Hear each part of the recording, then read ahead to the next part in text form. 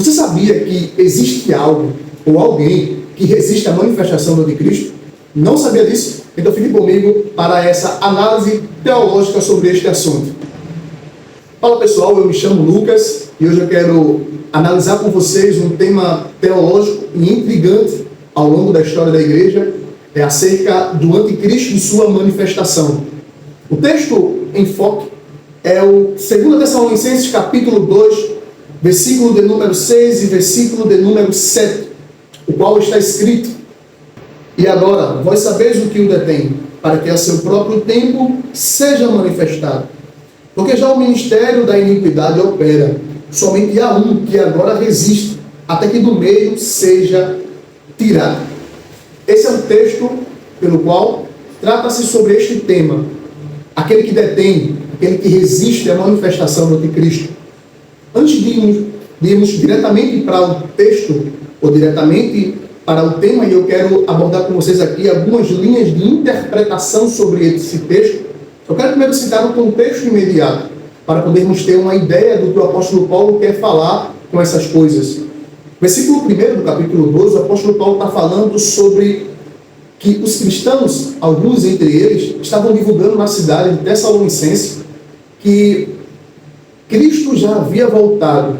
O Senhor, a reunião com o Senhor, já teria acontecido. Então o apóstolo Paulo rebate dizendo que isso é um equívoco, isso não está certo. É quando ele entra no versículo 13, ele vai dizer que não vos deixemos enganar, porque duas coisas há de acontecer que antecederão a vinda do nosso Senhor. A primeira será a apostasia. O que é a apostasia? A apostasia é o abandono deliberado da fé. Ou seja, é o negar, é o deixar a fé. Aquilo que Jesus fala em Mateus 24, quando ele vai falar sobre o esfriamento do amor de muitos por causa das iniquidades. Então, é isso que é apostasia, é o abandono deliberado da fé. O segundo ponto que o apóstolo Paulo vai falar é sobre a manifestação do homem do pecado, o filho da perdição. Ou seja, Jesus Cristo não voltará, a nossa reunião com ele não acontecerá.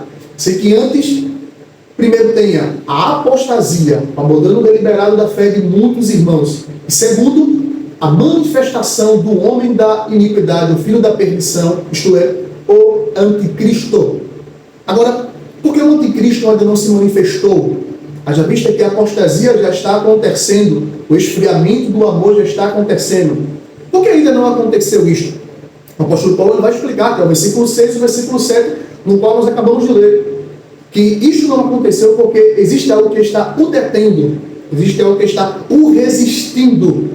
O ministério, isto é, as coisas vis desse mundo já acontecem, as coisas anticristãs já acontecem, mas somente há um que ainda resiste à manifestação do homem da iniquidade. Quem é esse? Ao longo da história da igreja, várias opiniões foram surgindo. Entre elas, eu quero destacar aqui 6 pontos de vista, 6 linhas interpretativas acerca desse texto. A primeira é que esse ou essa força, porque o versículo de número 6 fala que o que detém, o pronome neutro, ou seja, é uma força que está detendo, é algo que está o detendo. Mas o versículo 7 fala que somente há um que agora o detém, ou seja, é uma pessoa. Então, é tanto uma força quanto uma pessoa, ou uma força que emana de uma pessoa que está o detendo. Então, a primeira linha de pensamento é a linha de pensamento que os pais da igreja e os primeiros cristãos, eles acreditavam que o imperador e o império era aquele que estava detendo. Então, desta forma, eles acreditavam que com o fim, com o colapso do Império Romano e do imperador, é que o anticristo iria se revelar. Porque enquanto existe a figura do imperador, ele está detendo. Enquanto existe o império, essa força que é o império, está detendo. Mas quando ele fosse aniquilado, então se revelaria. O segundo ponto é a pregação do evangelho, a propagação das boas novas. Essa linha de pensamento acredita que por intermédio da pregação, com o alcance da mensagem de Cristo a todos os povos, aí sim é que o anticristo se manifestará. Depois da manifestação do anticristo, Cristo voltaria. Essa é uma linha que está muito ligada ao pós-milenismo, uma linha interpretativa a respeito do milênio. Então eles acreditam nisso, na pregação do Evangelho, ao ponto de milhares de pessoas saberem, quando souberem, então ele irá revelar. Então a pregação do Evangelho seria esse impedimento do avanço ou da manifestação do anticristo. Outro ponto interessantíssimo, o terceiro ponto que eu quero abordar, é sobre um anjo. Um anjo poderoso pode resisti-lo. Essa é uma linha que apareceu ao longo da história da igreja e que tem uma grande base nas escrituras apocalípticas do Antigo Testamento, o qual eles acreditam especificamente que é o arcanjo Miguel que resiste ao anticristo e que depois o deixará manifestar, mas ele o resiste. Então, essa linha de pensamento acredita-se nisso, que Miguel que está resistindo, com base até em Apocalipse capítulo de número 12, ele está o resistindo, mas que por fim deixará ele se manifestar. O quarto posicionamento, que é o que mais é visto entre o meio cristão, protestante e evangélico, é que essa que o resiste, ou esse que o resiste, é o Espírito Santo, a terceira pessoa da Trindade. É ele quem resiste à manifestação do anticristo. E quando ele, o Espírito Santo, ele deixar, quando ele der acesso, é que o anticristo se manifestará. Mas é a pessoa do Espírito Santo, e quando opera na terra, com o seu ministério na terra, é ele quem impede esta manifestação. Então, depois que ele deixar, o anticristo se manifestará.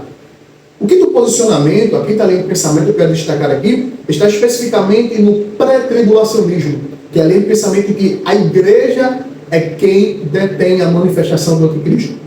Essa linha de pensamento, ela está muito ligada ao pré-tribulacionismo, porque essa linha de pensamento acredita que a igreja, quando ela for tirada da terra, no arrebatamento para se encontrar com o Senhor nos ares, é aí que sim, o anticristo se manifestará. Então, enquanto a igreja de Jesus Cristo, invisível, amada, adornada, santa, estiver na terra, nada disso acontecerá. Mas quando ela for retirada, aí então o anticristo se manifestará e ele operará o que foi designado para ele operar por intermédio das Escrituras e do nosso Senhor.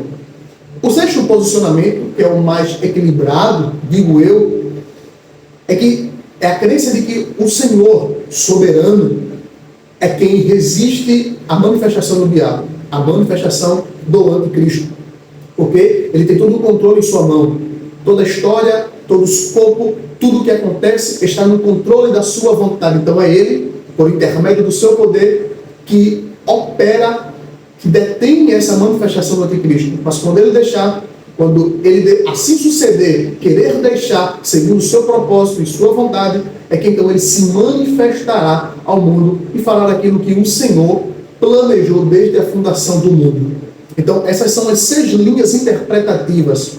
Qual é a certa? Não posso bater o martelo porque a própria Bíblia não me diz, mas eu faço e retruco isto para você.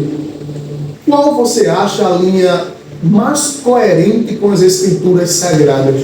Eu quero que você medite, estude e talvez diga aqui nos comentários o que você acha e qual é a linha de pensamento mais coerente com as Escrituras.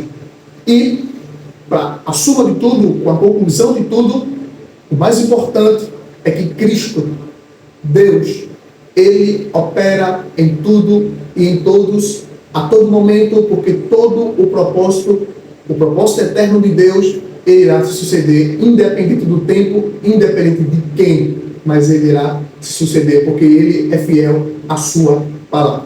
Obrigado a todos por continuar nesse vídeo e